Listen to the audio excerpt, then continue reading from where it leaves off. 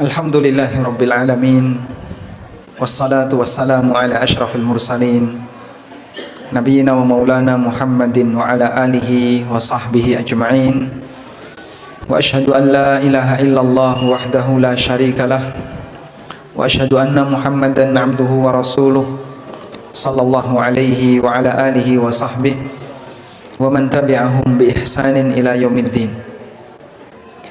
Allahumma bika amsayna wa bika asbahna wa bika nahya wa bika namut wa ilaikal masir.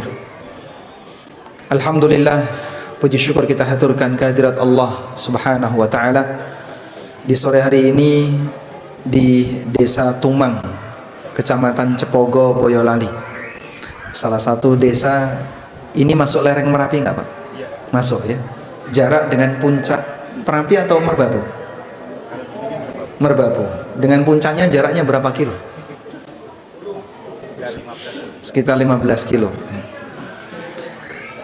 Kita bisa belajar bareng, dan masya Allah di sini belajarnya ditaruh di luar masjid karena semeriwing lah ya. Lebih adem di luar daripada di dalam. Salat dan salam kita haturkan kepada junjungan kita Nabi Agung Muhammad sallallahu alaihi wasallam atas bimbingan yang diberikan oleh beliau kepada umatnya, sehingga kita bisa meniti jalan sunnah dan bagaimana bisa mendapatkan kebahagiaan kelak di yaumil akhir. Ini temanya mempersiapkan diri menuju kehidupan yang kedua. Kehidupan yang kedua itu di mana, Pak? Di akhirat. Jadi yang benar itu kita hidup dulu atau mati dulu? Mati dulu. Berarti mati kemudian hidup. Sekarang kita ini hidup atau mati? Hidup. Kemudian nanti mati, terus hidup lagi. Jadinya hidup dulu atau mati dulu? Mati dulu. Hidup dulu atau mati dulu? Urutan yang benar itu mati dulu atau hidup dulu? Yang benar mati dulu. Allah Subhanahu wa taala berfirman dalam Al-Qur'an, "Amattana thnataini wa ahyaitana thnataini." Allah mematikan kita dua kali dan menghidupkan kita dua kali. Sehingga mati dulu baru hidup. Kematian dua kali itu kapan, Pak? Kematian dua kali, yang pertama adalah kematian ketika kita belum hadir di muka bumi. Sehingga pada waktu arwah itu belum ditiupkan ke dalam janin yang berada di rahim para ibu, maka kondisi kita seperti makhluk mati, nggak bisa bergerak, tidak bisa beraktivitas. Lalu Allah Subhanahu wa taala tiupkan janin, sehingga Allah tiupkan ruh ke dalam janin sehingga kita bisa hidup. Hidup itu berlanjut sampai saat ini. Kemudian nanti Allah Subhanahu wa taala akan wafatkan kita pada kematian ketika di dunia. Itulah kematian yang kedua. Kematian ketika arwah dicabut oleh Allah dari jasad. Lalu kemudian Allah Subhanahu wa taala mengembalikan kita seperti sedia kala sehingga kita hidup yang kedua. Maka jadinya urutannya mati, hidup, mati, hidup. Itu kondisi kita. Sehingga Allah nyatakan dalam Al-Quran, "Amattana thnataini wa ahyaitana thnataini." Allah mematikan kita dua kali dan Allah menghidupkan kita dua kali. Namun ada beberapa orang, Pak, yang nggak percaya kalau nanti akan ada kehidupan yang kedua. Dia nggak percaya. Sehingga dalam bayangan dia, masa sih tulang yang sudah jadi tanah bisa kembali utuh seperti sedia kala? Dalam logika mereka mustahil. Akhirnya mereka menolak, tidak mungkin manusia yang sudah jadi tanah, sudah jadi debu, bisa kembali utuh seperti semula. Dan diantara yang punya pemahaman semacam ini siapa, Pak? Orang-orang musyrikin Quraisy, musuh-musuh Rasulullah sallallahu alaihi wasallam. Sampai mereka itu bersumpah, wa aqsamu billahi jahda aymanihim la yab'atsullahu man yamut. Mereka bersumpah dengan sumpah yang sesungguhnya, Allah nggak bakalan menghidupkan orang yang sudah mati.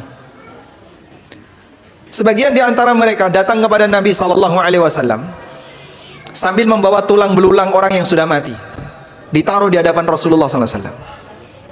Lalu mereka mengatakan, "May yuhyil 'idhama wa hiya ramim?" Siapa yang akan menghidupkan tulang-tulang seperti ini ketika tulang ini sudah jadi tanah, sudah hancur? Apa mungkin itu bisa dihidupkan kembali? Apalagi masyarakat Arab yang hidup di gurun, mereka itu melihat ada binatang pemakan manusia, pemakan bangkai, seperti burung elang, kemudian hyena. Itu adalah binatang-binatang yang mereka saksikan. Dan terkadang ada orang yang mati di gurun lalu dimakan elang, dimakan binatang, kemudian jadi kotoran, kotoran jadi tanah, terhambur di mana-mana. Itu gimana cara Allah menyatukan kembali unsurnya? Mereka lupa kalau Allah ala kulli syai'in qadir. Allah Maha Kuasa atas segala sesuatu. Sehingga zat yang pertama kali menciptakan tanpa contoh mampu untuk mengembalikan hambanya yang sudah jadi tanah seperti semula. Tapi orang musyrikin nggak percaya. Gimana ini kok bisa kembali lagi hidup padahal sudah jadi tanah, bahkan ada dimakan binatang, dipakai rebutan elang-elang yang ada di padang pasir. Yang ini dapat bagian jantungnya, yang ini dapat bagian dagingnya, yang ini dapat bagian ginjalnya, isi perutnya diedel-edel, semuanya dimakan binatang. Terus binatang itu pergi ke berbagai tempat dan tidak menyatu, jadi kotoran di banyak tempat. Bagaimana mungkin itu bisa bersatu? Maka Allah Subhanahu wa taala katakan di lanjutan ayat, ketika mereka menyatakan may yuhyil 'idhama wa hiya ramim, siapakah yang akan menghidupkan tulang ini ketika tulang ini jadi tanah? Apa jawab Allah? Di lanjutan ayat gimana Pak bunyinya? Qul yuhyiha alladzi ansha'aha awwala marrah. Katakan ya Muhammad, yang akan menghidupkan tulang ini adalah ansha'aha awwala marrah, alladzi ansha'aha awwala marrah, zat yang pertama kali menciptakannya. Sebagaimana dia kuasa untuk menciptakan hamba berupa Adam tanpa contoh sebelumnya, Allah juga kuasa untuk menghidupkan kembali manusia yang sebelumnya pernah hidup di muka bumi. Dan jamaah bahkan Allah, ini manusia yang tidak beriman kepada hari akhir, sing jenenge wong sing ra duwe iman karo hari akhir. Apa yang terjadi Pak? Tidak persiapan, sehingga dia tidak membayangkan kalau nanti akan ada hisab. Dia tidak membayangkan kalau nanti dia akan dibangkitkan kembali untuk menghadap Tuhannya. Maka dia tidak pernah persiapan. Dia tidak pernah berpikir kalau nanti dia akan dihisab. Akhirnya dalam kondisi seperti ini, uripe sak penake dewe. Menungso nek imane dalam masalah hari akhir itu lemah, maka hidupnya seenaknya sendiri. Karena dia tidak membayangkan di sana ada resiko apa yang akan dihadapi. Dia tidak berpikir kalau nanti dia akan menghadap Allah Subhanahu wa taala untuk dihisab. Sehingga orang kalau tidak punya keyakinan semacam ini, hidupnya sakarepe dewe. Beda dengan orang yang paham tentang masalah akhirat, paham tentang nanti akan ada kehidupan yang kedua, ngerti kalau nanti ada yaumul hisab, maka dia akan lebih waspada dan lebih hati-hati.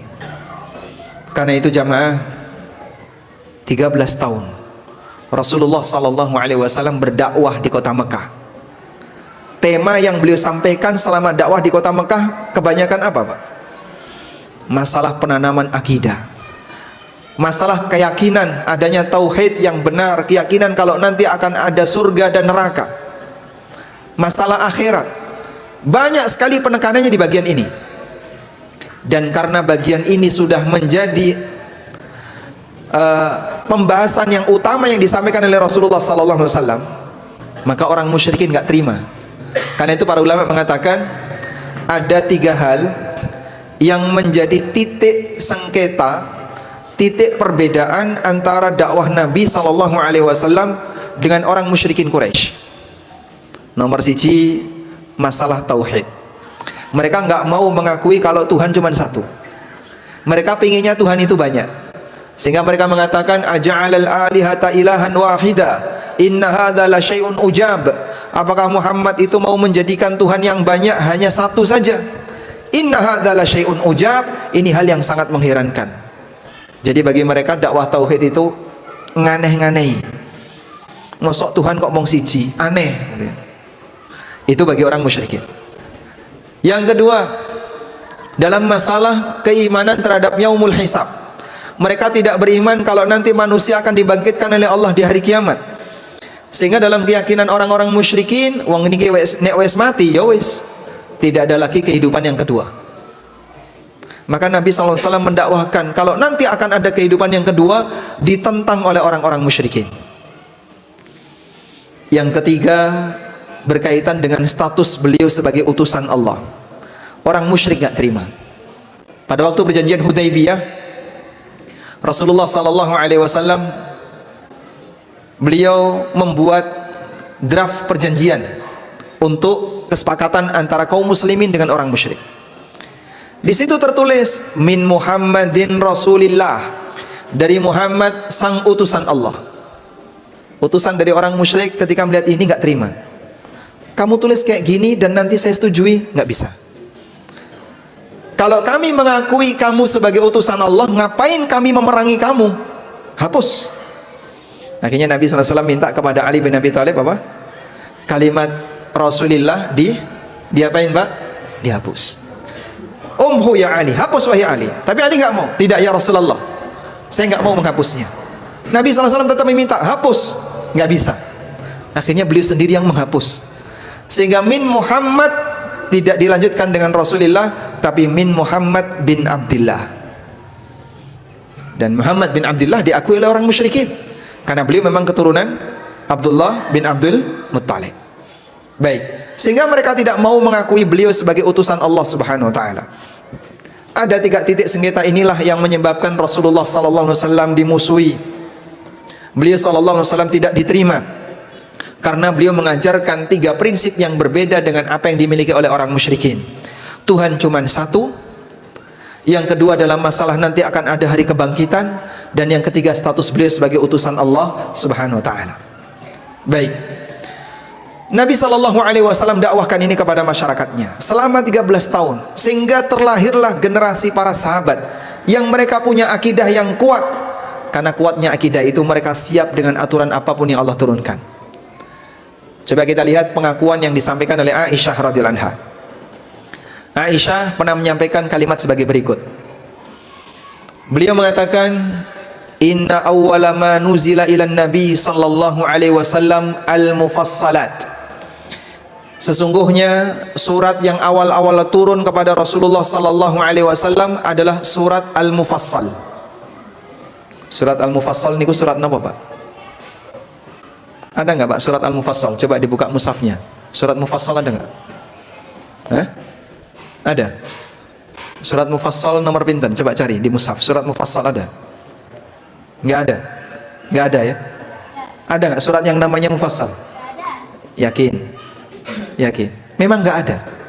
Terus kenapa Aisyah mengatakan sesungguhnya surat yang awal-awal turun adalah surat Al-Mufassal? Mufassal itu nama kelompok surat. Jadi ada beberapa surat yang diberi nama satu kelompok, yaitu kelompok Mufassal. Sebab isi Al-Quran itu ada 4 kelompok. Isi Al-Quran ada 4 kelompok. Napa mawon Pak niku Pak? Jenengan saged ngapal nang ngene iki. Sab'un tiwal, al-mi'in, al-mathani, al-mufassal. Ada 4 kelompok. Sab'un tiwal, al-mi'in, al-mathani, al-mufassal. Surat Mufassal itu bagian akhir. Apa yang dimaksud dengan surat Mufassal? Surat Mufassal adalah surat yang ayatnya pendek-pendek. Kelompok surat Al-Mufassal itu dimulai dari surat Qaf sampai pucuke Quran. Pucuke Quran itu surat apa? An-Nas. Kenapa disebut Al-Mufassal? Al-Mufassal artinya yang ayatnya pendek-pendek. Karena antara Qaf sampai An-Nas niku rata-rata ayatnya pendek. Wal asri, satu ayat. Qul huwallahu ahad, satu ayat. Inna a'tainakal kautsar, satu ayat. Beda dengan yang ada di surat Al-Baqarah, beda dengan yang ada di surat Ali Imran, dawa-dawa. Tapi yang di Al-Mufassal menika ayatnya pendek-pendek. Kata Aisyah radhiyallahu anha, fiha dzikrul jannati wan nar. Isinya surat Al-Mufassal itu banyak membahas masalah surga dan neraka, masalah akhirat. Hatta idza thaban nasu ilal Islam nazalal halal wal haram. Sampai ketika masyarakat itu sudah mau menerima Islam, barulah Allah menurunkan masalah halal haram. Terus pembahasan masalah hukum, masalah halal haram ditaruh di bagian belakang. Bagian depan yang Allah sebutkan dalam Al-Quran, ketika ayat itu Al-Quran itu turun, awal-awal lebih banyak membahas masalah akidah. Tujuannya apa? Karena pendidikan itu harus dimulai dari menanamkan keyakinan sesuk ono urip sing nomor loro, ada kehidupan yang kedua. Di kehidupan yang kedua itu isinya hisab, tidak ada amal. Di kehidupan yang pertama ini isinya amal, nggak ada hisab. Maka sekaranglah kalian harus memanfaatkan untuk menuju kehidupan yang kedua. Cari bekal sebanyak-banyaknya, bangun kesadaran kalau nanti kita akan dihisab. Dan Masya Allah, dakwah itu berhasil. Sehingga dengan turunnya surat Al-Mufassal yang di situ banyak membahas tentang surga dan neraka, penanaman tentang masalah akidah, maka kaum muslimin di kalangan para sahabat menjadi manusia yang demikian kuat perjuangannya dalam Islam. Sehingga apapun yang Allah turunkan kepada mereka, selalu mereka katakan sami'na wa ata'na. Kami dengar dan kami taat ya Allah.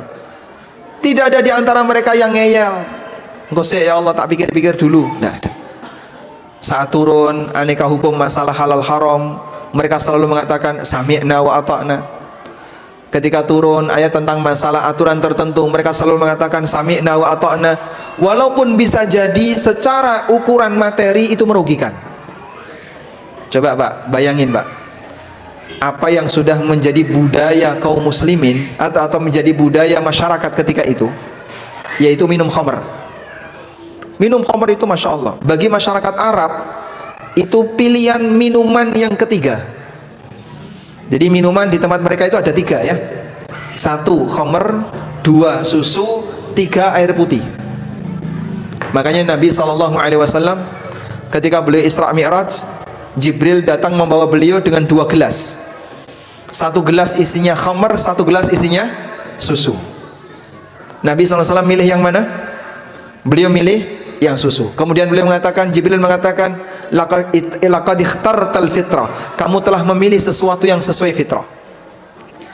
Kenapa yang disuguhkan kok segelas khamr dan susu? Karena itulah makanan umum yang ada di bangsa Arab. Selain air putih, hidangan mereka untuk minuman sehari-hari adalah kalau nggak khamr, susu. Hampir di semua rumah ada itu. Baik. Padahal posisi ketika mereka biasa minum khamr, tiba-tiba dilarang oleh Allah Subhanahu wa taala. Akhirnya khamr itu dibuang ke jalan-jalan, sampai diceritakan oleh Anas bin Malik, jalanan Madinah becek dengan khamr. Gimana gambaran jalan yang becek dengan khamr? Pak, udan niku nek mong saidik. Jadinya gimana Pak?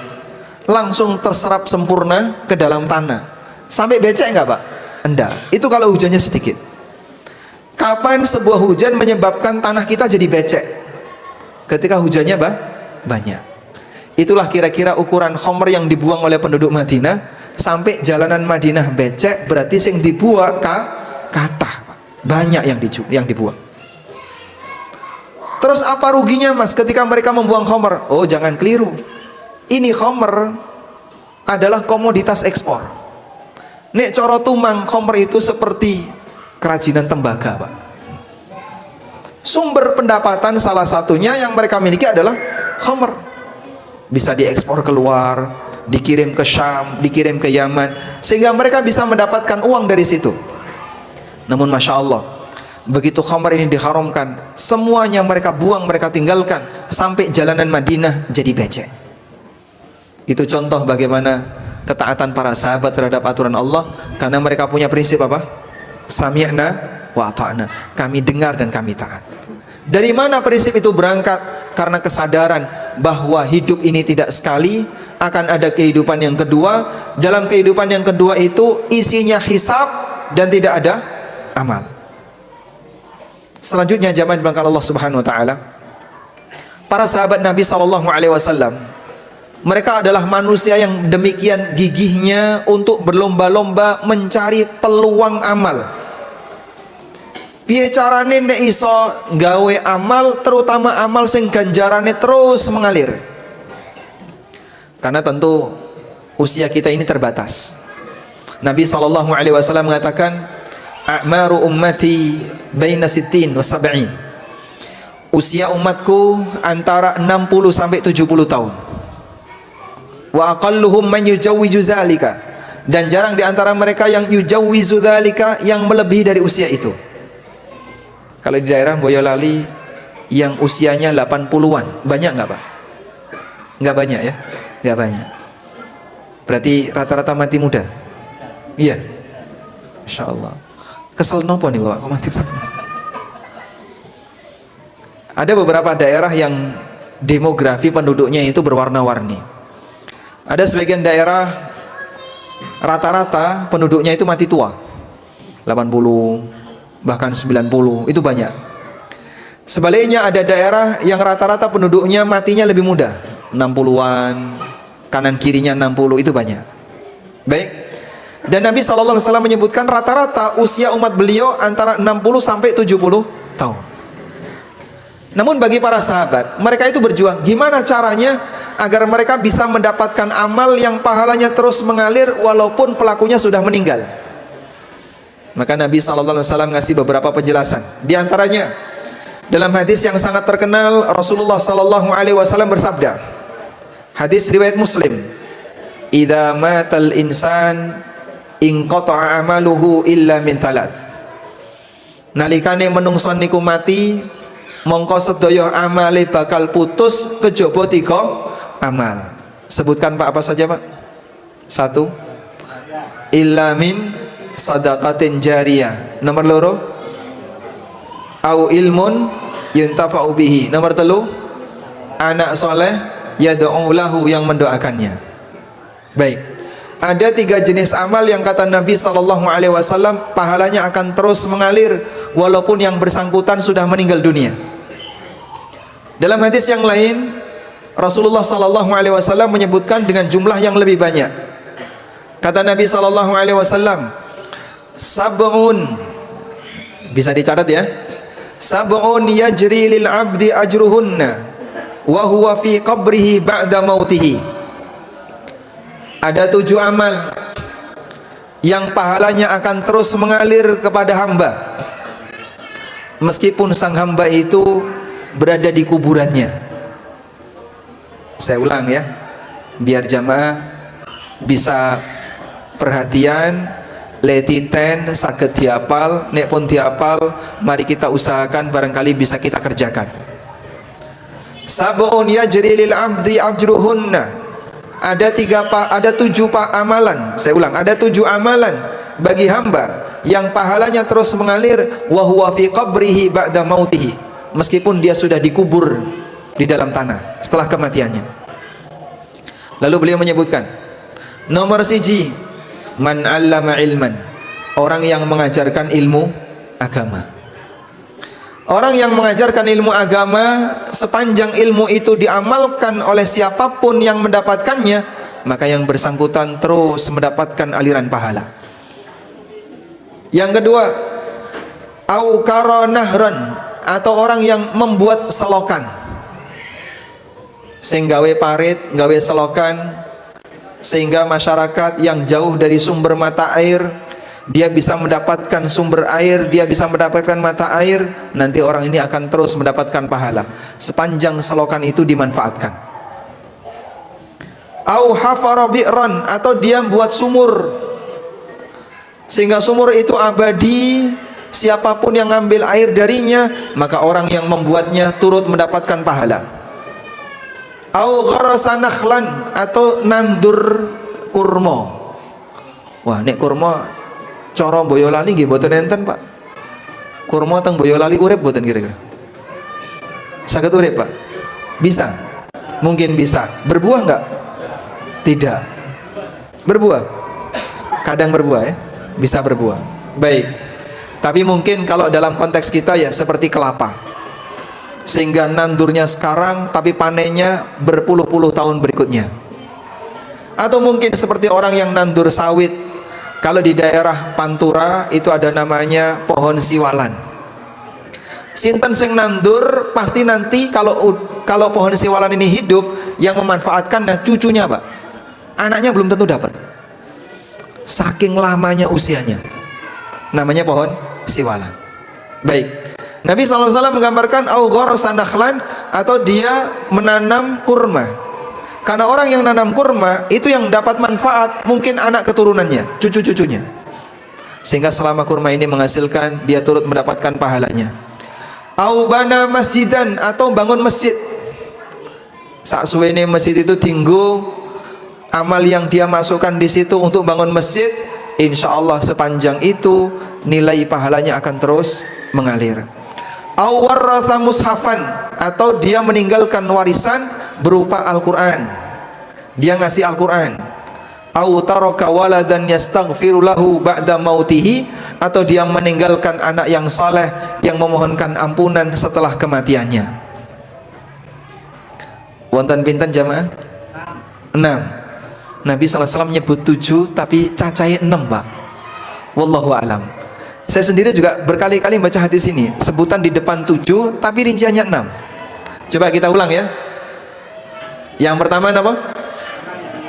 Mengajarkan ilmu agama. Nomor loro, orang yang mengalirkan sungai atau membuat selokan. Nomor telu, orang yang bikin sumur. Nomor papat, menanam pohon kurma atau pohon apapun yang hasilnya bisa dimanfaatkan oleh anak turunnya. Yang kelima, bangun masjid. Yang keenam, meninggalkan mushaf, mewakafkan Al-Quran. Nomor 7, anak soleh yang mendoakan. Sehingga amalannya ada 6. 1 itu hadiah dari Allah berupa anak soleh.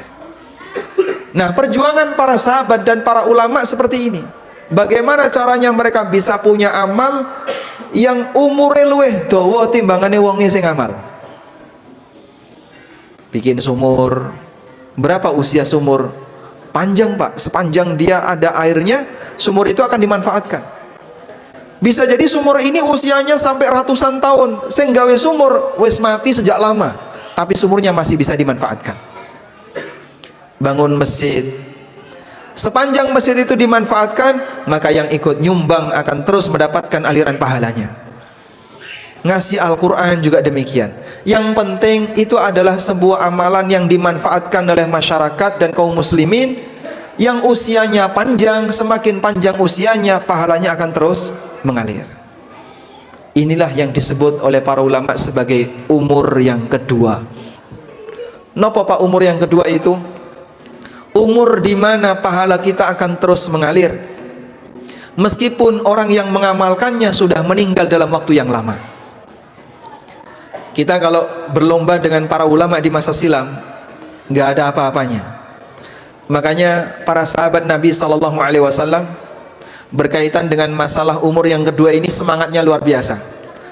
Coba Anda catat keterangan sahabat Jabir sebagai berikut. Sahabat Jabir bin Abdullah radhiyallahu anhuma pernah mengatakan, pun boten napa-napa Pak. Nek kenging srengenge boten napa-napa Pak. Kula nek ngeten pripun Pak?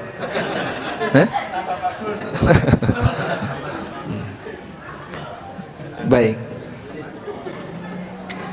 Sahabat Jabir bin Abdullah radhiyallahu anhuma pernah mengatakan seperti ini.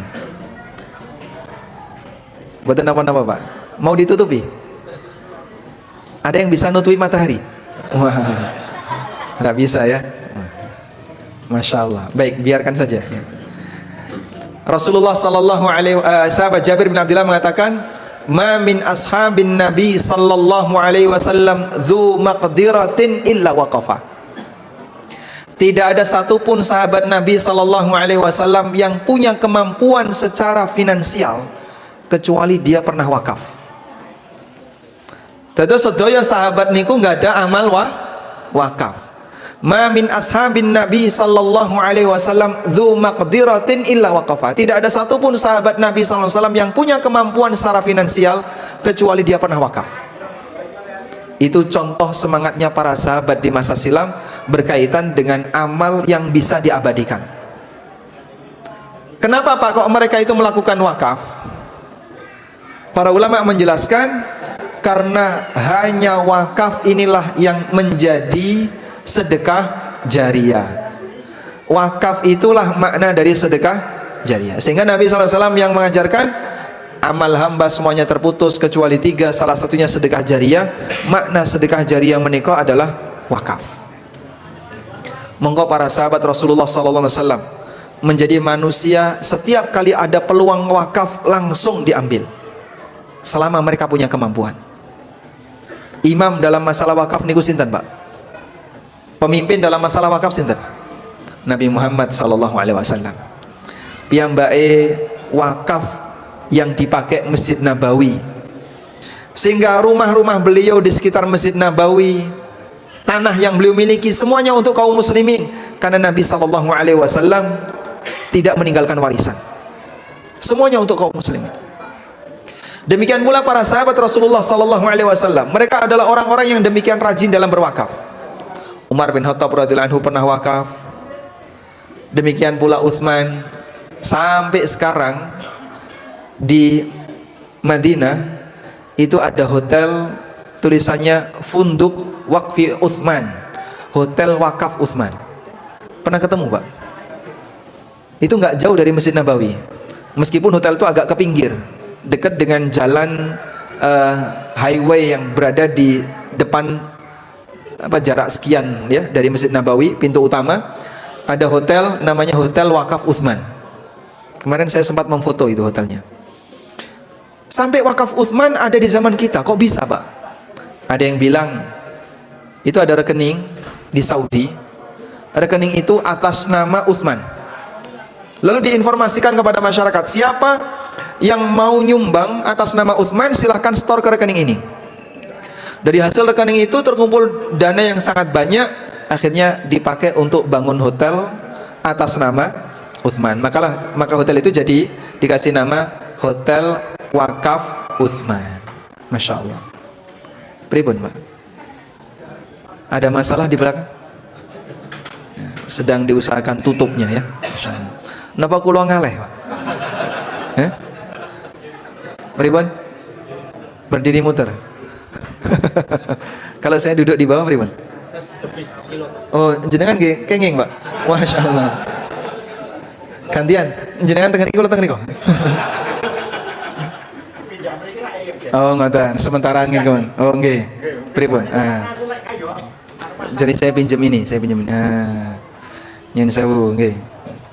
Nah, nek ngeten rada skeca sementara.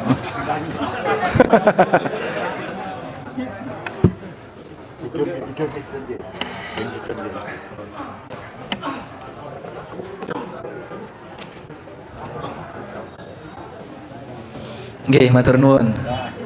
Alhamdulillah. Pun Pak, boten sios Pak. Tidun nggih mawon. Enggak jadi. Masyaallah. Ora sida, Pak.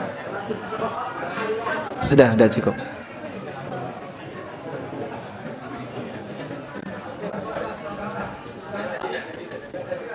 Enggak jadi, Mas. Enggak jadi, baik.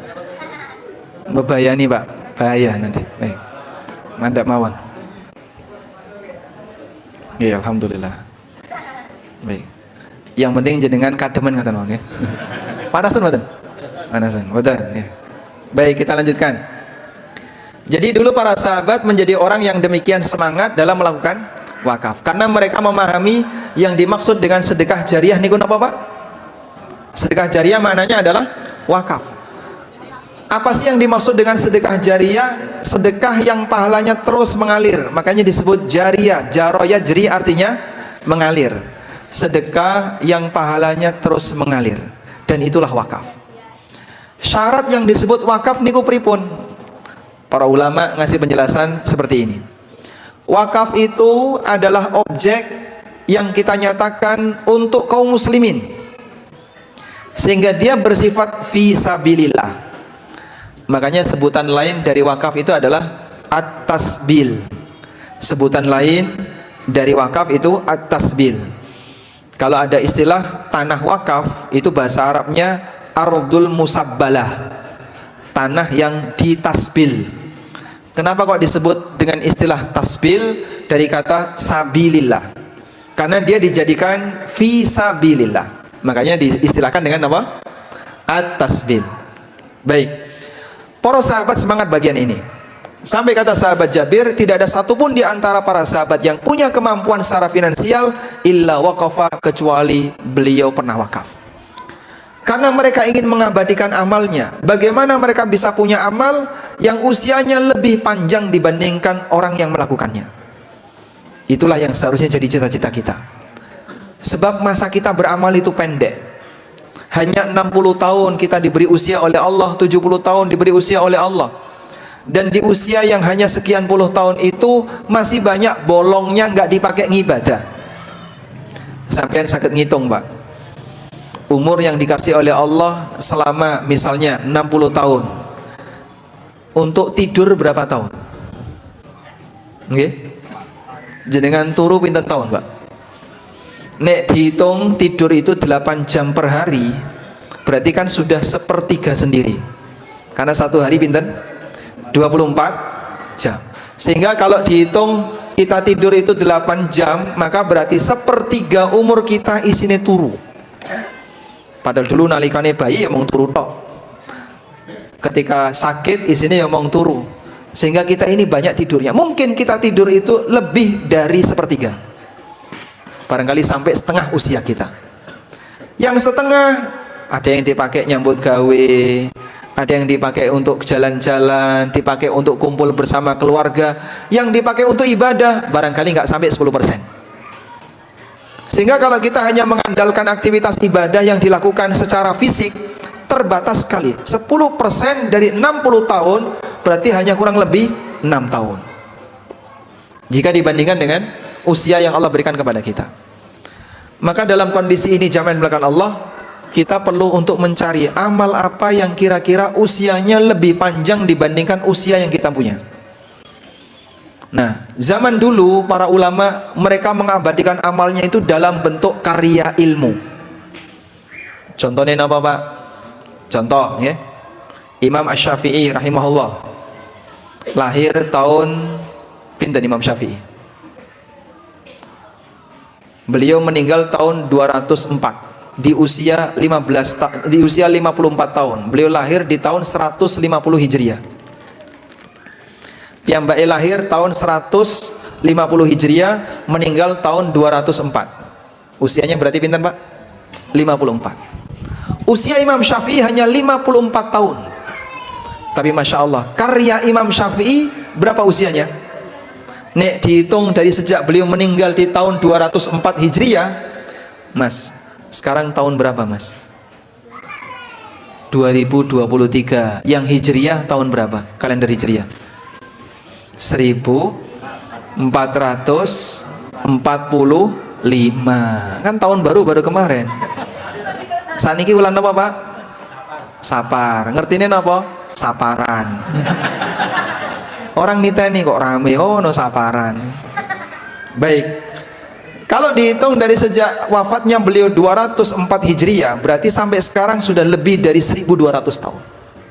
Kitab-kitab beliau, karya beliau, karya beliau yang lain, Ar-Risalah dan seterusnya, usianya lebih dari 1200 tahun dipakai sampai sekarang. Padahal penulisnya hanya berusia 54 tahun. Kira-kira berapa pahalanya itu, Pak? Wallahu a'lam. Sepanjang itu Imam Syafi'i terus mendapatkan pahala. Imam Bukhari, beliau meninggal tahun 256 Hijriah di usia 62 tahun. Sahih Bukhari sampai Cepogo nggak, Pak? Sahih Bukhari sampai Boyolali nggak? Sampai. Sehingga ditulis di daerah Timur Tengah atau di daerah Bukhara, ya. Daerah Bukhara itu berarti sekitar Iran.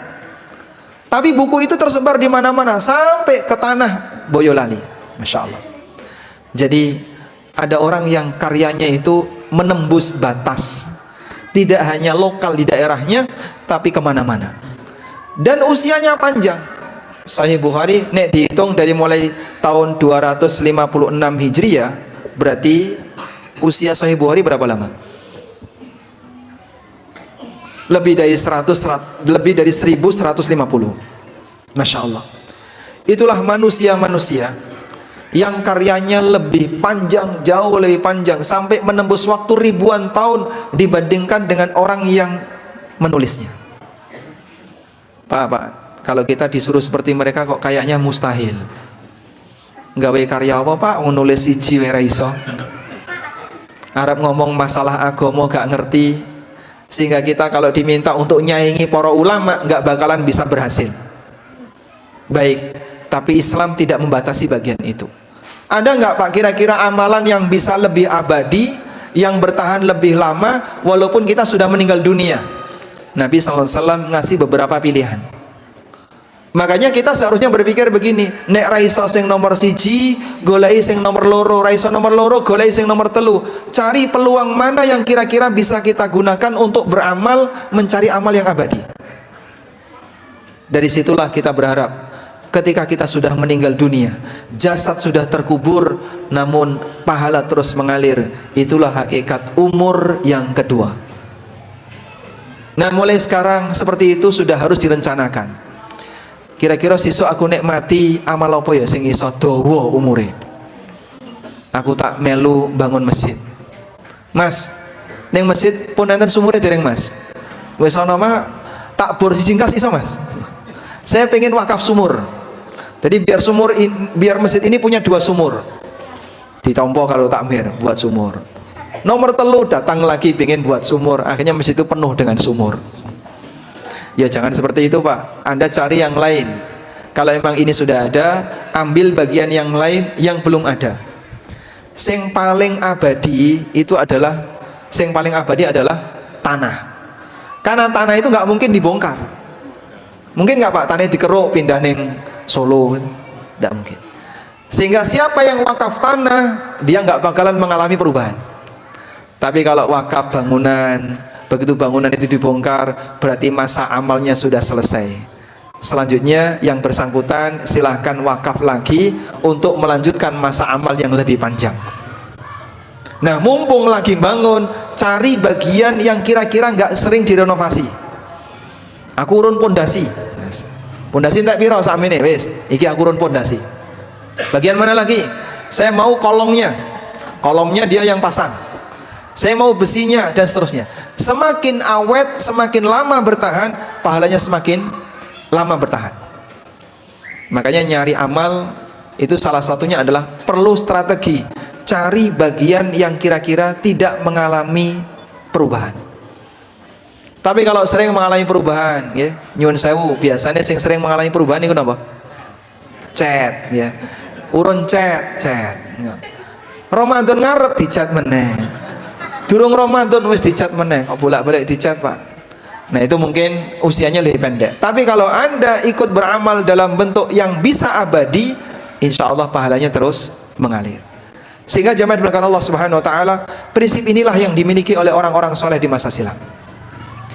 Dan sekarang Anda bisa lihat, orang-orang soleh di masa silam dengan amal agama yang mereka punya, namanya diabadikan oleh Allah dalam sejarah. Sehingga banyak di antara mereka yang kita kenal sejarahnya, meskipun orangnya sudah meninggal dalam waktu yang lama. Nyun sewu, ketika Imam Syafi'i hidup, ada nggak raja yang hidup sezaman dengan Imam Syafi'i? Ada Pak. Itulah penguasa kaum muslimin ketika itu. Beliau dulu pernah tinggal di Mekah, beliau pernah tinggal di Madinah, kemudian beliau tinggal di Mesir. Ada nggak penguasa Mesir yang hidup di zaman Imam Syafi'i? Ada Pak.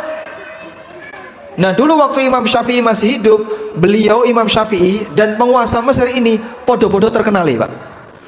Imam Syafi'i terkenal, penguasa Mesir ini juga terkenal. Saat Mesir ngerti kabeh, oh Mesir ini gubernurnya jenenge ini. Begitu keduanya meninggal dunia, nama Imam Syafi'i bertahan sampai sekarang. Semua orang muslim mengenalnya.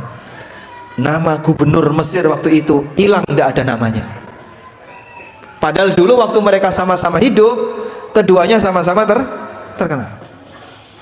Nalikane Imam Ahmad masih hidup, beliau hidup di zaman raja tertentu atau penguasa tertentu yang menjadi gubernur di daerah itu. Begitu mereka meninggal dunia, nama Imam Ahmad harum sampai sekarang. Sementara nama gubernur ini hilang, tidak ada kesan. Hal yang sama juga dialami oleh para ulama generasi ke generasi berikutnya. Mereka yang mepet dengan agama diabadikan oleh Allah Subhanahu wa taala sejarahnya. Baik. Ada Kiai Haji Ahmad Dahlan. Beliau berdakwah di Jogja dan sekitarnya. Pada waktu beliau hidup, siapa nama penguasa Jogja?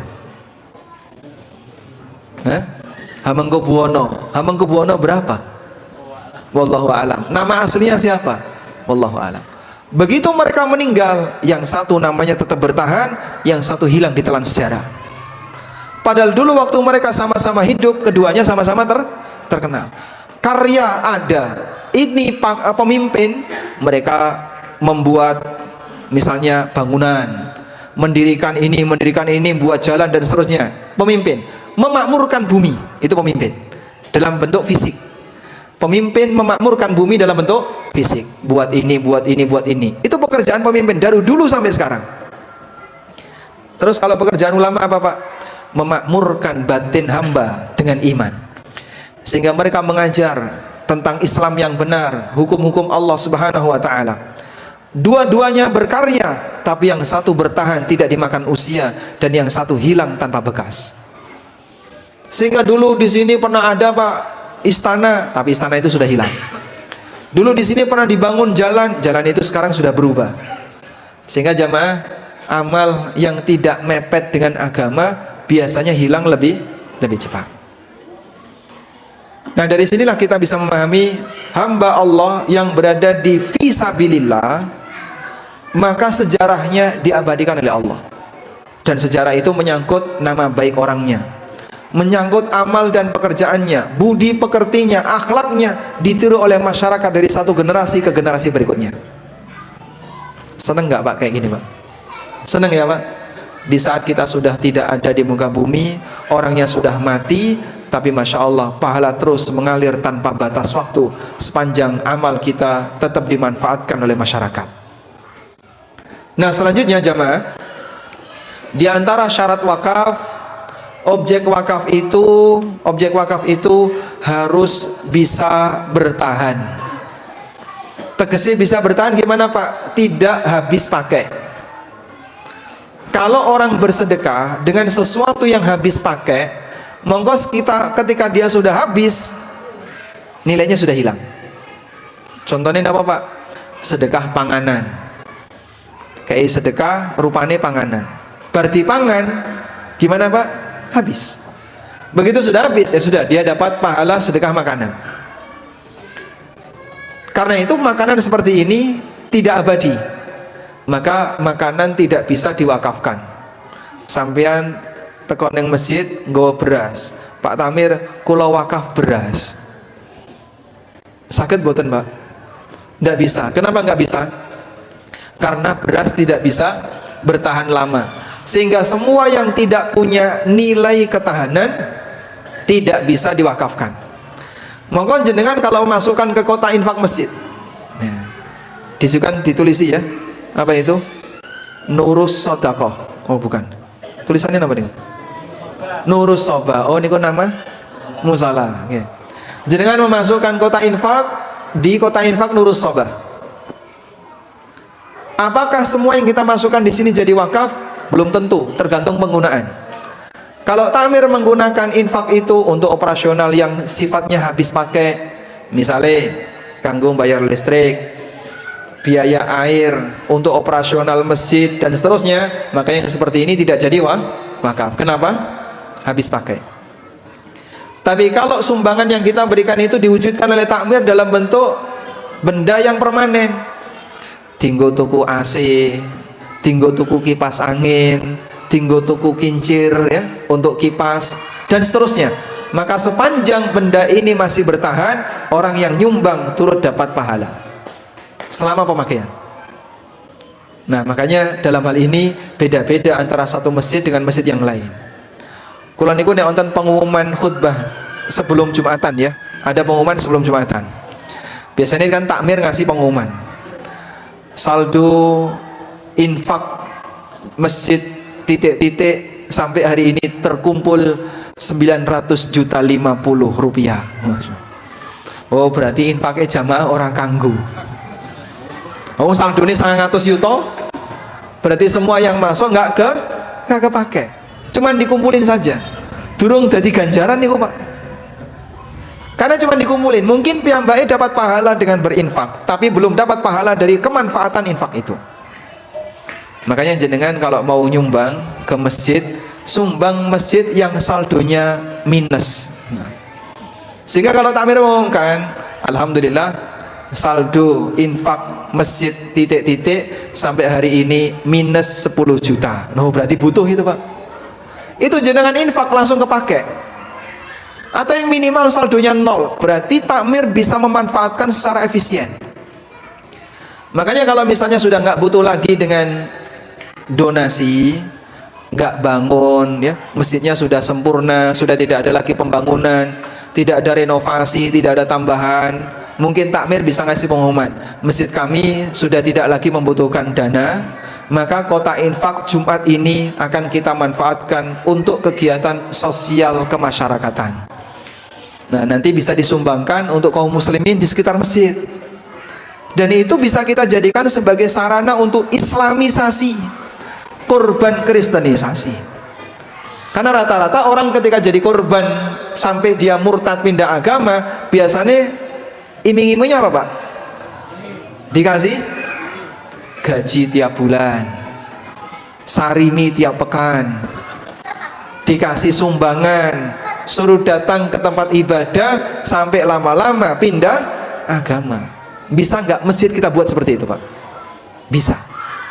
Maka masjid jangan cuma memperkaya kasnya dikumpul-kumpulin, ayo kumpul kas, kau nganggo apa? Itu takmir harus bertanggung jawab. Sing bener pripun? Manfaatkan semaksimal mungkin dana yang ada untuk kegiatan yang bisa menyerap sehingga kaum muslimin yang nyumbang dapat pahala. Sehingga bagian ini kalau keliru dalam penanganan, maka berarti tidak maksimal dalam menjalankan amanah mengelola dana masyarakat. Karena itu jamaah, masjid yang kita sumbang, Anda bisa pilih masjid yang saldonya minus atau masjid yang saldonya 0. Nah, kalau seperti itu jenengan nyumbang, insya Allah nanti dana itu akan terserap sempurna untuk kegiatan masyarakat. Baik, sekali lagi dalam hal ini untuk syarat yang kedua, bahwa sebuah harta yang disetorkan bisa berstatus sebagai wakaf apabila dia punya nilai ketahanan. Yang ketiga, harta itu harus berstatus sebagai harta yang halal dan mubah. Kalau harta haram diwakafkan pripun, Pak? Nggih boten saged. Mas, kula badhe infak napa, Pak? Khomer. Infak kok khomer, Pak? Angsal boten, Pak? Boleh nggak? Nggak boleh. Kenapa nggak boleh? Karena ini minuman haram, sehingga nggak boleh diwakafkan atau diinfakkan ke masjid. Nah, salah satu di antara cara untuk mengukur kira-kira barang niku barang yang halal ataukah barang yang tidak halal, barang sing apik ataukah barang ingkang awon, caranya adalah jenengan tempel no masjid. Nek di dalam masjid cocok, berarti niku barang sing sae. Tapi nek di dalam masjid kok nggak cocok, nah berarti niki barang sing masalah. Contohnya apa, Pak? Pak, saya mau wakaf sandal ke masjid. Cocok buatan, Pak? Cocok. Tinggal apa, Pak? Nggih, Mbok menawi ada yang mau wudhu karena dia harus jalan kaki pakai sandal saya. Bisa. Ini termasuk cocok. Ada lagi yang misalnya, Pak, kula badhe wakaf gitar. Kira-kira nek wakaf gitar telepon di, Pak? Hah? Temu di? Ada orang wakaf gitar teng masjid niku di telepon di, Pak? Pinggir mimbar ngono cocok ora, Pak? Atau di belakang imam? Nggak cocok, Mas. Mosok gitar kok wakaf ning masjid? Ojo dele masjid. Nah, maka benda seperti ini ketika nggak cocok di masjid, berarti itu salah satu indikasi tanda ini benda yang masalah. Kurang lebih seperti itu, Pak, cara ngukurnya, Pak. Makanya jamaah di belakang Allah Subhanahu wa taala, Para ulama mensyaratkan wakaf itu harus benda yang halal manfaat. Kalau barangnya tidak punya nilai yang halal, nggak boleh. Pak nyun sewu, kula niki nggak ada duit haram. Nek duit haram asal boten Pak, kula damel nyumbang masjid. Duit haram napa to Pak? Nggih niki wingi kok ana amplop nyasar Pak. Mungkin piyambake kerja di instansi tertentu, dikasih uang yang nggak boleh diterima. Nah, kalau ada orang yang punya uang-uang yang bermasalah seperti ini, lalu dipakai untuk infak, Nabi SAW mengatakan, Innallaha la yaqbalu salatan bighairi tuhur wala sadaqatan min ghulul. Allah tidak nerima, Allah ora bakalan nompo salat yang dilakukan tanpa bersuci, dan Allah tidak menerima sedekah dari harta khianat alias harta haram. Mongko kalau orang punya harta haram itu bukan disedekahkan, terus diapakan Pak? Semuanya dibuang, kasihkan ke fakir miskin, atau dipakai untuk perbaikan fasilitas umum, gondandani selokan, dandani paving jalan, dan seterusnya. Itu silahkan. Nenggo nyumbang masjid angsal boten Pak. Dalam hal ini ulama dua pendapat. Jumhur ulama mengatakan tidak boleh, karena yang namanya masjid harus dipastikan uang yang masuk uang sing halal. Nek duitnya boten duit sing halal, tidak boleh digunakan untuk nyumbang tempat ibadah. Ini pendapat jumhur ulama. Sebagian ulama membolehkan, tidak masalah, karena masjid itu juga milik umat, milik bersama. Dan semua uang haram, semua harta haram boleh disalurkan untuk kepentingan umum, kepentingan bersama. Termasuk salah satunya disalurkan untuk masjid. Sehingga masjid boleh nerima uang haram. Ini menurut pendapat Syekh Abdullah Al-Jibrin rahimahullah. Sehingga dalam hal ini ada khilaf di kalangan para ulama. Baik.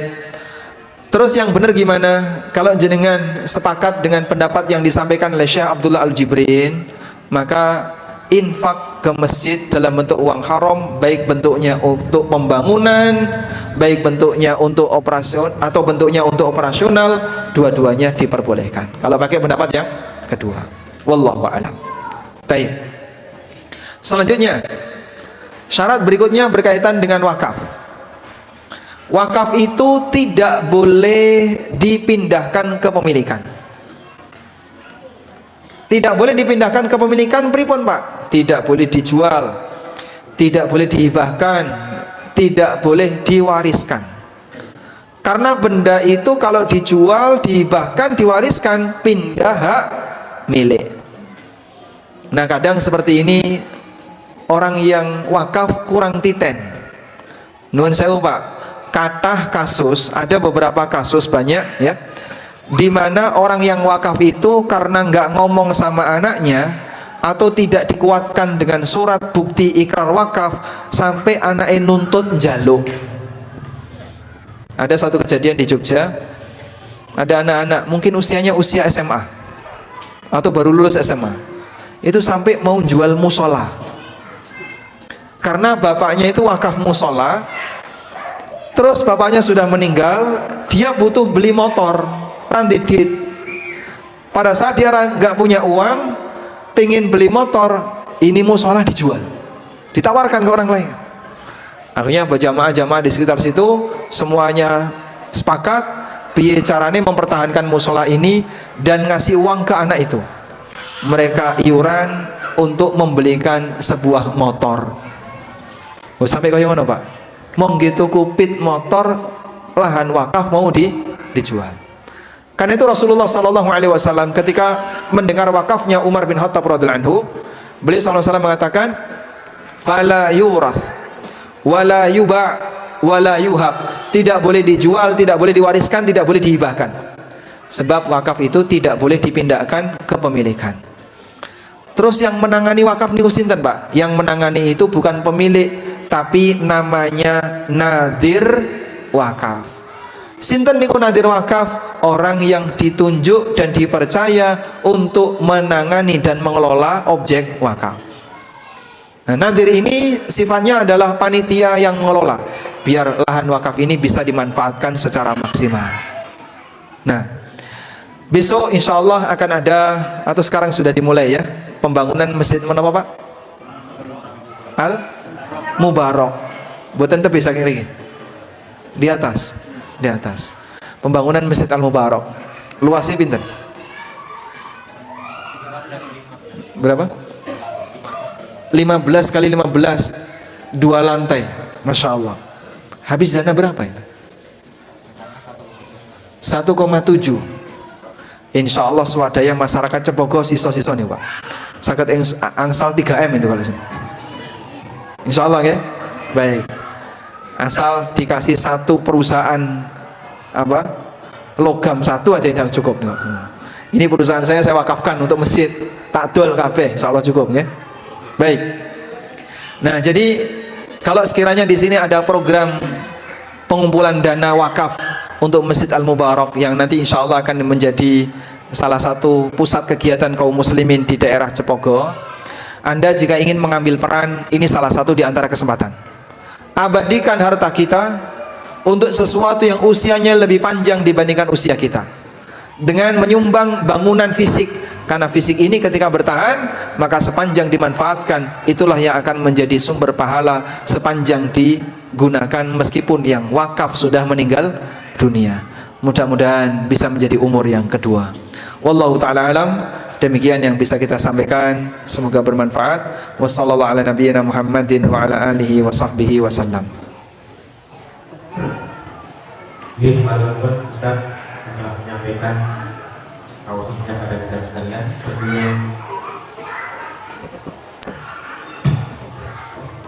Baik, ini masih ada waktu sampai setengah jam ke depan ya, insya Allah, atau sekitar 20 menit ke depan lah, sampai nanti jam 17:30.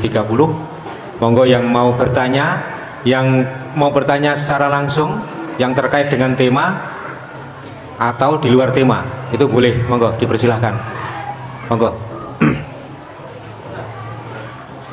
Ada ya?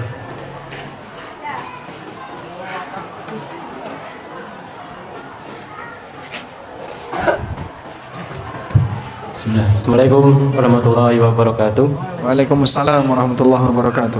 Izin tanya, untuk wakaf itu kalau ditukar guling itu boleh nggak? Di lahannya kaman nggak produktif terus dijual terus diganti yang lain gitu. Baik. Wakaf kalau ditukar guling boleh nggak diganti dengan objek wakaf yang lain? Kalau ada lahan wakaf yang tidak produktif atau tidak bisa dimanfaatkan, apakah boleh ditukar untuk menjadi objek wakaf yang lain? Dalam hal ini ulama memberikan rincian sebagai berikut. Yang pertama, untuk wakaf yang sudah tidak lagi bisa dimanfaatkan, berarti usia wakafnya sudah selesai, sudah berhenti. Contoh yang disebutkan oleh Syekhul Islam dalam hal ini misalnya orang wakaf binatang, wakaf kuda untuk jihad, wakaf onta untuk kendaraan jihad. Kalau binatangnya ini sudah mati, sudah selesai, berarti masa wakafnya sudah berakhir. Ini yang pertama. Yang kedua, apabila ada objek wakaf yang tidak bisa dimanfaatkan di tempat A tapi bisa dimanfaatkan di tempat B, maka dipindahkan dari A pindah ke B. Contoh, mimbar di musola Nurus Sobah wis ra kanggo karena mimbarnya ganti anyar, maka mimbar lama bertahan tapi ora dinggo, ya cuman malah berada di gudang, kadang nggak terawat. Di masjid B butuh mimbar, maka objek wakaf ini tidak dijual tapi dipindahkan dari masjid A ke masjid B. Karpet di masjid ini sudah kagak pakai Pak, sudah ada karpet yang baru, luwih apik, luwih wangi, luwih resik, rano ulune, masyaallah. Sehingga di masjid ini sudah ganti karpet baru. Karpet lama digulung, ditaruh di gudang. Di masjid E butuh karpet, maka dari masjid A pindah ke masjid yang kedua, sehingga objek wakaf itu tetap termanfaatkan. Dipahami ini? Nah, yang ketiga, ada objek yang dia tidak bisa digunakan tapi masih punya nilai, sehingga objek ini kalau digunakan sudah nggak bisa, mau di masjid A, di masjid B, di masjid C sudah nggak bisa. tapi masih punya nilai, cuman nilainya turun. Contohnya apa? Barang rosok, misal ya, kipas angin bekas, kemudian pompa air bekas, terus apa mulai? Barang-barang yang bisa dijual. Sudah, masjid ini sudah nggak bisa memanfaatkan, pindah ke masjid sebelah. Mas wis rusak kok dipindah. Tapi bisa nggak punya nilai ini Pak? Bisa. Nek didol rosok saged nih Pak. Maka hasilnya yang barang-barang tadi dikumpulin, dijual dengan harga rosok. Harga rosok lebih murah. Nilainya nanti dipakai untuk dukung beli yang baru. Misalnya harga baru berapa? 500.000. Ini dapat duit berapa? 50.000 ditambahkan. Sehingga agar tetap bertahan manfaatnya. Udah? Ini yang keberapa? 3. Yang keempat, barang ini sudah nggak bisa lagi dimanfaatkan, tapi bisa dialihkan. Maka yang keempat ini dijual untuk dialihkan ke tempat yang lain. Contohnya tanah. Pak, di sini mau dibangun masjid, warganya nolak Pak. Sedaya gak setuju sehingga bangun masjid di sini tidak boleh. Tapi wes kadung wakaf tanah di situ. Terus pripun? Maka yang bisa dilakukan adalah wakaf tanah itu dijual, lalu dipakai untuk beli tanah yang baru, sehingga dari tanah yang baru itu bisa digunakan untuk kegiatan sebagaimana diinginkan. Dipahami insyaallah? Baik, ini rincian yang disampaikan oleh Syekhul Islam Ibnu Taimiyah. Wallahu a'lam. Nggih. Monggo yang lain boleh nulis ya untuk pertanyaan langsung ke Ustaz. Monggo.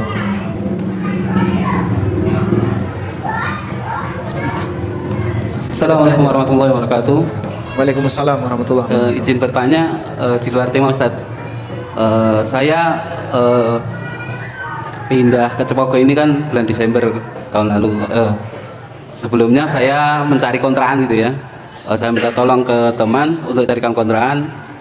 Dari teman itu diberi opsi untuk membangun bangunan di tanah beliau gitu. Dengan dulu itu biaya total pembangunan itu dipakai untuk biaya sewa. Yang ditanyakan hukumnya itu bagaimana? Biaya menapa Pak? Biaya total pembangunan. Total pembangunan dipakai biaya sewa. Iya, sewa. Iya per tahunnya gitu kan. Sewa lahan. Iya. Terus saya ingin bertanya hukumnya hal tersebut. Kemudian ini jenengan sewa lahan untuk dibangun rumah gitu? iya. Baik, berapa lama sewa lahannya? Karena ini biayanya kan rumah sudah jadi dan sudah saya tempati sampai sekarang. Oh, rumahnya sudah jadi. Iya, Yang bangun iya. rumah sinten? Kulo. Tapi di situ ternyata di sebagian uang itu karena dulu saya sebenarnya baru bertanya ke orang tadi kan kontrakan gitu ya. Kontrakan. Terus Iya. tahu-tahu sudah dibelikan besi dan dia apa namanya dari besi itu sekitar uang dia masuk ke situ juga gitu. Iya. Di situ bagaimana hukumnya? Terus yang kedua di sini ada karena hal tersebut ada kasus-kasus yang lain yang mungkin nggak saya tanyakan di sini, mungkin nanti kalau setelah kajian mungkin bisa kalau ada waktu boleh bertanya. Setelah kajian pulang Mbak kita. Kalau ada waktu sebentar ya. Masya Allah. Iya. Tayyib, boleh nggak? Jadi inti pertanyaan adalah sewa lahan untuk dibangun rumah, ngaten?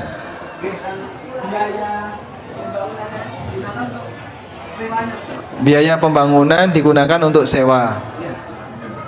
Biaya pembangunan rumahnya digunakan untuk sewa. Ya, maksudnya biaya pembangunan siapa? Rumah jenengan? Hah? Oh gitu.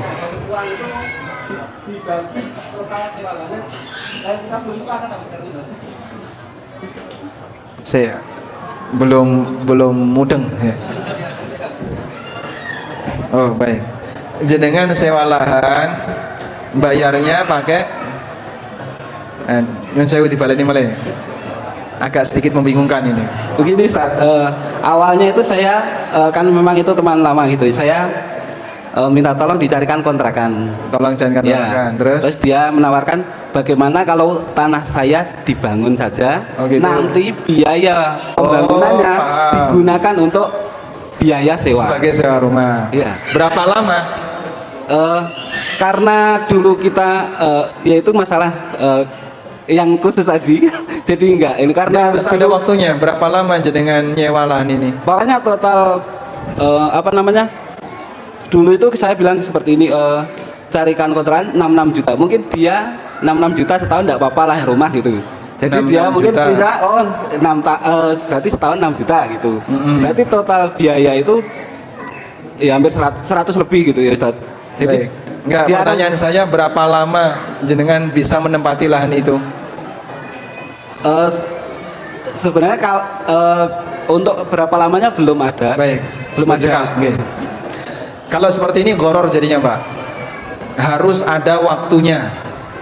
Karena ini namanya akad BOT ya. Akadnya namanya akad BOT. Build, Operate, and Transfer.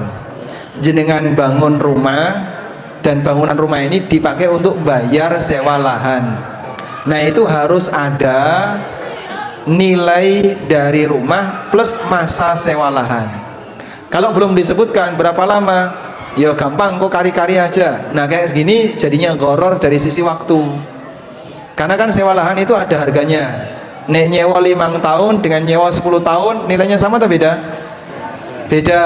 Sehingga kan ukurannya jelas. Rumahnya ukuran sekian, kira-kira harga rumah sekian, ini dipakai untuk bayari sewa lahan selama sekian. Nah, ngatan itu. Maka jenengan minta perjelas kepada pemilik lahan, ini saya boleh tinggal di sini berapa lama? Harus ada kesepakatan. Dari pemilik lahan mintanya sampai biayanya itu habis Ustaz. Sampai biaya nopo? Biaya saya bangun rumahnya itu habis. Sampai biaya bangun rumah itu. Nah, itu harus ada angkanya. Kalau nggak ada angkanya goror. Kita beda persepsi gini Ustaz, karena saya memahami itu saya sewa tanah. Iya. Sedangkan yang punya ini memahami ini sewa rumah, jadi biayanya berbeda. Oh gitu. Baik. Makanya disatukan dulu persepsinya. Ini yang benar sewa lahan ataukah sewa rumah? Ngerti nggih? Ya. Baik, kita lanjutkan ke penanya berikutnya. Silakan. Nah. Di depan Pak, di depan. Bapak yang mau bertanya. Nah. Ya. Assalamualaikum warahmatullahi wabarakatuh. Waalaikumsalam warahmatullahi wabarakatuh. Ya Ustaz, saya mau bertanya tentang kasus saya ini Ustaz. Ada seseorang yang mewakafkan sepeda motor di suatu yayasan. Kemudian di yayasan itu sepeda tersebut tidak dipakai lagi. Terus sama yayasan sepeda itu dijual. Begitu dijual, terus uangnya nggak ada yang nggak dibelikan lagi. Terus sama yayasan itu nyuruh saya untuk muter uang itu Ustaz. Intinya untuk berdagang. Nah, dagang itu kemudian bagi hasil. Nah, bagaimana kasus yang seperti ini? Apakah boleh saya mengambil bagian dari perdagangan dari hasil jual sepeda motor yang diwakafkan tersebut Ustaz? Demikian. Assalamualaikum warahmatullahi wabarakatuh. Waalaikumsalam warahmatullahi wabarakatuh. Baik, kita coba lihat rincian yang tadi disebutkan ya.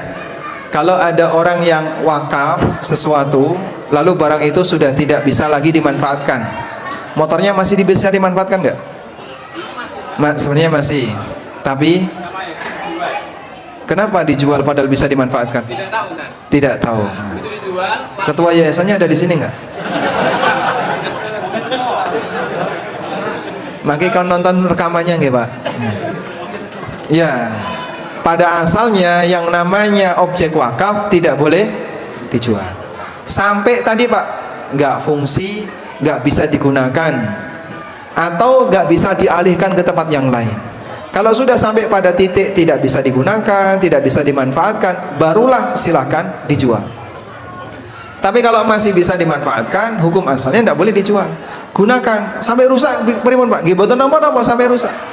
Sama sebagaimana binatang wakaf itu dipakai sampai mati. Sehingga kuda yang dulu dipakai untuk perang itu kuda wakaf. Onta juga kadang dipakai untuk jihad, itu bisa jadi onta wakaf. Dan itu dimanfaatkan sampai binatang itu meninggal dunia, sampai binatang itu mati. Nah ketika sudah mati, nanti ganti wakaf yang baru. Wallahu a'lam. Nah selanjutnya, nek wes kadung kok yang ini njut pripun? Kalau sudah terlanjur seperti ini, maka kami sarankan dana yang disumbangkan, bukan disumbangkan ya, diinvestasikan ke Bapak tidak boleh berkurang, harus utuh. Kalau ada kelebihan tidak masalah, ada keuntungan tidak apa-apa, tapi kalau berkurang tidak boleh. Jadi kalau rugi nggak boleh. Dari waktu jual gitu, Ustaz. Nggih. Jenengan nompo pinten? 2.700.000. 2.700.000. Maka uang senilai 2.700.000 tidak boleh berkurang. Sehingga nek usaha jenengan turun 2.700.000 harus tetap utuh dikembalikan. Atau bisa minta tolong orang lain nyun tolong jadi penjamin. Engko nek usahaku rugi modal 2.700.000 kembalikan. Biar nanti bisa tetap bertahan, dana wakaf itu tidak hilang. Wallahu a'lam. Kan udah terlanjur, Ustaz. Untuk pertanyaan terakhir satu saja ya. Afan, kan sini sudah terlanjur saja. Dulu 2.700.000, sekarang sudah hampir 2 kali lipat. Apakah memang baiknya saya kembalikan semua itu saja? Baik. Dana wakaf yang diinvestasikan boleh ada bagi hasil, sehingga Bapak yang mengelola berhak dapat hasil. Nanti sesuai kesepakatan, misalnya 50-50, berarti kalau sudah berkembang 2 kali lipat, alhamdulillah, kembalikan 2.700.000 plus badinya sesuai kesepakatan. Nah, Ini adalah pertanyaan terakhir karena waktu ya. Bismillah, Assalamualaikum warahmatullahi wabarakatuh. Waalaikumsalam warahmatullahi wabarakatuh. Ana bertanya sedikit Ustaz. Jadi Ana kan ngelola pondok pesantren. Alhamdulillah santri udah ada 100 lebih. Nah kebetulan terkadang itu ada teman yang memberikan infak itu dari teman pelaku riba, kemudian teman yang menjalankan bisnis haram begitu ya. Nah sampai sekarang masih tetap kita terima. Artinya Ana minta nasihat. Ini dipisahkan untuk mungkin operasional apa, kan kalau mungkin untuk makan mungkin enggak gitu ya, kalau mungkin untuk gaji asatid juga mungkin enggak gitu ya. Nah ini baiknya bagaimana Ustaz, atau kita tolak gitu ya? Santri yang nggak mampu ada Pak? Ya, Yang nggak mampu ada santri? ada Tat. Kita untuk angkatan pertama gratis gitu ya. Angkatan pertama gratis. Kemudian angkatan ini sudah sampai angkatan keempat itu semampunya. Ada yang per bulan itu ada yang mampunya 100.000 ya 100.000, ada yang 50 atau ada yang 150.000 ya kita terima semampunya begitu. Baik. Yang bisa saya sarankan, semua harta haram baik bersumber riba maupun dari usaha yang haram yang lainnya, jenengan kumpulkan nominalnya. Nek duitnya campur nggak apa-apa, yang penting catatan nominalnya ada. Nah, maka nanti disalurkan pertama untuk kegiatan fisik selain masjid. Misal pondok butuh perbaikan toilet atau renovasi, perbaikan dan seterusnya, insya Allah boleh pakai uang ini. Udah? Yang kedua, jika masih ada sisa, maka Bapak bisa gunakan untuk beasiswa santri yang nggak mampu. Insya Allah. Yang ketiga, kalau masih ada sisa, bisa dimanfaatkan untuk CSR pondok, untuk kegiatan sosial pondok, kasihkan ke masyarakat atas nama pesantren. Wallahu a'lam. Oke, saya kalau karitas. Barakallahu fiik. Terima kasih Mas Ustaz. Ini ada pertanyaan via kertas dari ibu-ibu ya. Mohon dijelaskan tentang skema wakaf produktif, tapi ini panjang penjelasannya. Mungkin saya sarankan nanti bisa cari di ANB Channel tentang skema wakaf produktif, atau tentang fikih wakaf, itu sudah pernah kita bahas, dan juga menyinggung tentang wakaf produktif. Insya Allah semoga dapat jawabannya. Wallahu alam. Mengatakan ingkang saged kula aturaken, mugi saged ilmu, mugi dados ilmu ingkang manfaat. Mohon maaf jika ada banyak kekurangan dan kesalahan. Semoga Allah Ta'ala memberkahi setiap usaha kita untuk beramal sehingga kita bisa mendapatkan umur yang kedua. Wassallallahu ala nabiyyina Muhammadin wa ala alihi wa sahbihi wasallam. Wa akhiru da'wana anil hamdulillahi rabbil alamin. Wassalamualaikum warahmatullahi wabarakatuh.